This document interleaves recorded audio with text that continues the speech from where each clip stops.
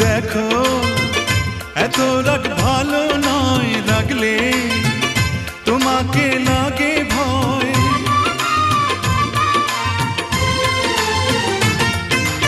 আমি কাছে আর আসবো না, তোমায় ভালো আর বাসবো না।